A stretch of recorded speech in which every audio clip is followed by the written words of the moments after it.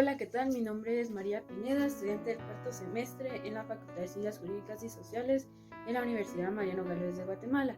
Este video tiene como fin abordar el tema sobre el conflicto armado interno en Guatemala y el proceso histórico de los acuerdos de paz vistos en el curso de Derechos Humanos. Hola, ¿qué tal? Primer punto, tenemos la reseña histórica de la Guerra Civil en Guatemala.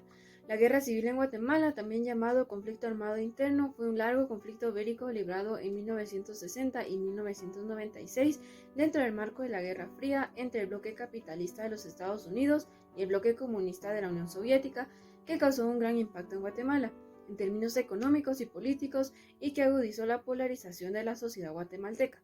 El conflicto inició a principios de la década de los 60, cuando el 13 de noviembre de 1960 se realizó un fallido golpe de Estado con el fin de derrocar a Miguel Hidrogas Fuentes.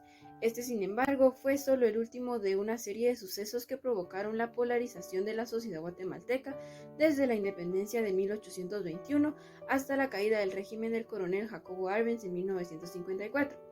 En 1962 se crea el primer grupo de guerrilleros del país, el Movimiento Revolucionario 13 de Noviembre, el cual se organizó y estuvo activo en el oriente del país hasta la disolución de este mismo en 1971. La guerra finalizó el 29 de diciembre de 1996 durante la presidencia de Álvaro Arzú con la firma de los acuerdos de paz. Las causas que originaron el conflicto armado interno en Guatemala fueron la realidad sociopolítica y económica de Guatemala y la intolerancia que se vivía. También se vieron involucrados aspectos ideológicos como la lucha contra el comunismo, la doctrina de la seguridad nacional y la doctrina de los grupos insurgentes.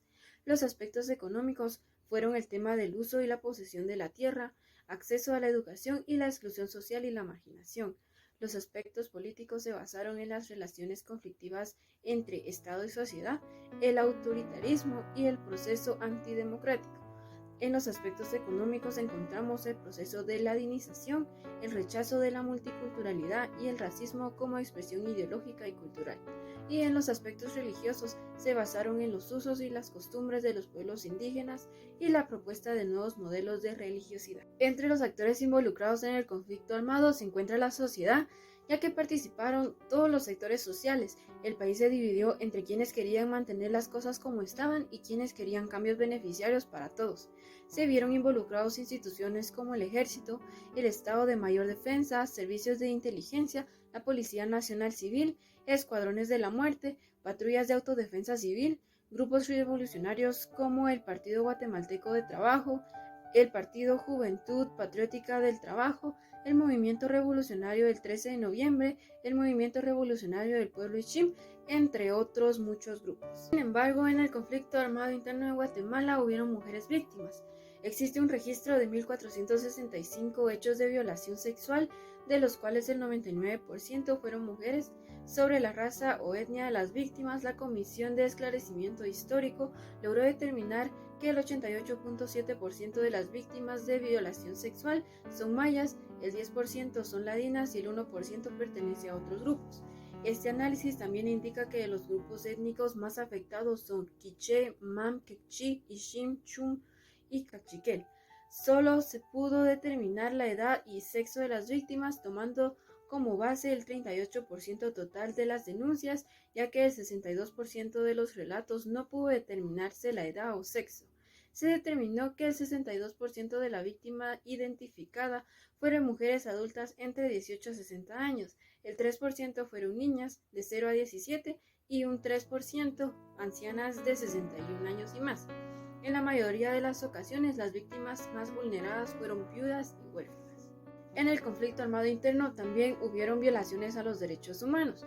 Por eso la Comisión de Esclarecimiento Histórico informa que oportunamente se da la violación a los derechos humanos hacia la vida e integridad de las poblaciones civiles, de los heridos, enfermos y excombatientes, esto sin acatar las normas jurídicas fundamentales contenidas en las constituciones políticas vigentes durante el conflicto armado interno. Durante el conflicto, miles de personas fueron asesinadas. Hubo ejecuciones individuales, colectivas y masivas. Algunas eran selectivas y otras indiscriminadas. Su objetivo era eliminar a quienes se consideraban enemigos. Estos asesinatos se llevaron a cabo sin que existiera un proceso judicial a favor de las víctimas. A inicio de los años 80, se estima que entre 500,000 y 1,5 millones de personas tuvieron que huir como consecuencia directa de los planes de campaña y operativos militares que el ejército desarrolló para recuperar el control de las poblaciones civiles en el área de conflicto. Desaparecieron más de 45.000 personas. A raíz del conflicto armado surgieron los acuerdos de paz. ¿Pero qué son los acuerdos de paz? Son cada uno de los temas en los que el gobierno de Guatemala y la Unidad Revolucionaria Nacional Guatemalteca negociaron para alcanzar soluciones pacíficas a los principales problemas que generaron el enfrentamiento armado por más de 36 años. A raíz de esto surge la pregunta: ¿cuáles son los acuerdos de paz? Los acuerdos de paz son 12. El Acuerdo Marco sobre Democratización para la Búsqueda de Paz por Medios Políticos, Acuerdo Global sobre los Derechos Humanos, Acuerdo para el Resentimiento de las Poblaciones Desarraigadas por el Enfrentamiento Armado, Acuerdo sobre el establecimiento de la Comisión para el Esclarecimiento Histórico de las Violaciones a los Derechos Humanos y los hechos de violencia que han causado sufrimiento a la población guatemalteca, Acuerdo sobre la identidad y derechos de los pueblos indígenas, Acuerdo sobre el aspecto socioeconómico y situación agraria, Acuerdo sobre el fortalecimiento del poder civil y la función del ejército en una sociedad democrática, Acuerdo sobre el definitivo cese de fuego, Acuerdo sobre las reformas constitucionales y electorales, Acuerdo sobre las bases para la incorporación de la Unidad Revolucionaria Nacional Guatemalteca y la legalidad, Acuerdo sobre el cronograma para la implementación, cumplimiento y verificación de los acuerdos de paz y Acuerdo para la paz firme y duradera. Los acuerdos de paz también se basan en ejes estratégicos que se utilizarán para ejecutar el cronograma del cumplimiento. Las partes ordenaron el conjunto de los compromisos contenidos en los acuerdos en 4 ejes temáticos: el eje de resentimiento, incorporación de la URNG y reconciliación nacional, el eje de desarrollo humano integral, el eje de desarrollo productivo y sostenible, el eje de modernización del Estado democrático, incluyendo el fortalecimiento, las capacidades de participación y concertación de las distintas expresiones de la sociedad civil. Ahora, ¿cuál es la cronología de los acuerdos de paz? Indican que el 7 de agosto de 1987, los presidentes de los países de Centroamérica asientan las primeras bases para la búsqueda de una solución negociada del conflicto con la firma de los acuerdos de Esquipula II en la ciudad de Guatemala. En octubre de 1987, la URNG coalicionó, que agrupa al movimiento de guerrilleros, acepta el diálogo de propuesta por el presidente Vinicio Cerezo y decreta el cese unilateral de fuego para favorecer las contraversiones. Agosto de 1988, la comandía de la URNG se reúne en San José de Costa Rica con la Comisión Nacional de Reconciliación, que preside el obispo Rodolfo Quesada Toruño, con el objetivo de reabrir el diálogo interrumpido en Madrid, España. El 30 de marzo de 1990, delegados de la Comisión Nacional de Reconciliación y de la URNG afirman en Oslo un acuerdo básico para la búsqueda de la paz por medios políticos conocidos como el Acuerdo de Oslo y nombra al obispo Quesada Toruño colisionador del proceso. En mayo de 1990, la URNG se reúne con los representantes de los partidos políticos en Madrid, España, para promover una reforma constitucional. El 1 de junio de 1990, la URNG se reúne con los representantes de la instancia política de la CNR y la Observación de Naciones Unidas. Se suscribe el Acuerdo de San Lorenzo El Escorial sobre actos preparatorios de la naturaleza jurídica. El 1 de septiembre de 1990, en Ottawa, Canadá, se reúne la comandancia de la URNG con el CACIF, el CNR y la Observación de Naciones Unidas. El 26 de septiembre de 1990, en reunión con los líderes de la URNG en Quito, Ecuador, representantes de las iglesias expresadas su apoyo a la paz. 26 de abril de 1991 se inicia la negociación directa de las negociaciones y se apruebe el Acuerdo de México, que contiene las normas y procedimientos del temario. El 25 de julio de 1991 se suscribe que Querétaro, México, el Acuerdo sobre la Democracia en Guatemala. Se inicia la discusión del tema sobre los derechos humanos. En mayo de 1993, discrepancia en torno al tema de los derechos humanos y la instalación de una comisión de verdad, y determinan el estancamiento de los negocios cuando el gobierno condiciona y firma los acuerdos en un cese de fuego. El rompimiento del orden constitucional de 25 de mayo promovió por entonces el presidente Jorge Serrano Elías, determinando la suspensión del diálogo de paz. Octubre de 1993, el nuevo presidente Ramiro de León Carpio expone ante las Naciones Unidas su plan de paz a partir del Acuerdo de Esquipula II. La URNG rechaza que se desconozcan los acuerdos de Oslo y México. El 10 de enero de 1994 se suscribe el Acuerdo Marco para la renunciación del proceso de negación ante el gobierno de Guatemala y la Unidad Revolucionaria Nacional Guatemalteca. En México también se crea la Asamblea de la Sociedad Civil del Monseñor Quesada Toruño como presidente. 29 de marzo de 1994 se suscribe el Acuerdo de calendarización, las negociaciones para una paz firme y duradera. Se establece el compromiso de llegar a la paz duradera durante 1994.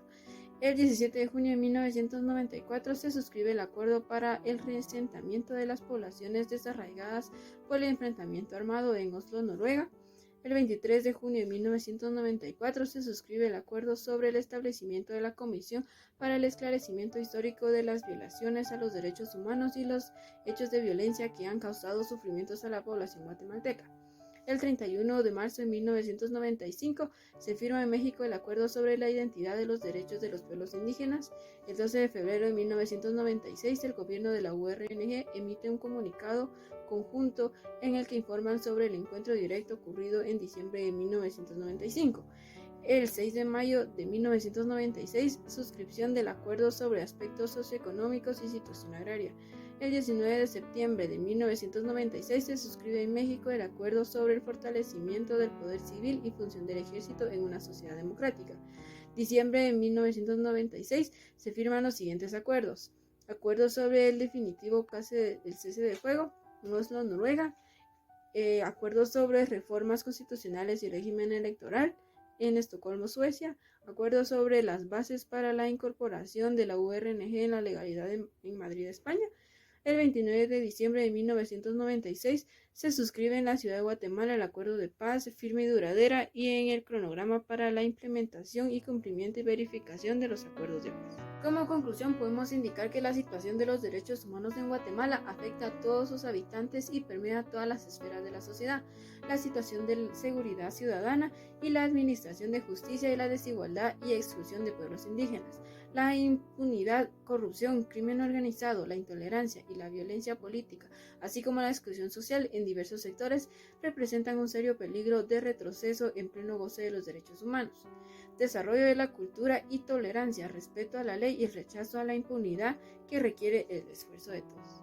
Las recomendaciones serían tomar en cuenta la agenda de los acuerdos de paz, cumplir e implementar las decisiones y sentencias de los órganos interamericanos de los derechos humanos, continuar con los esfuerzos para erradicar la pobreza extrema y el hambre especial para eliminar la problemática de desnutrición infantil. Muchas gracias por su atención.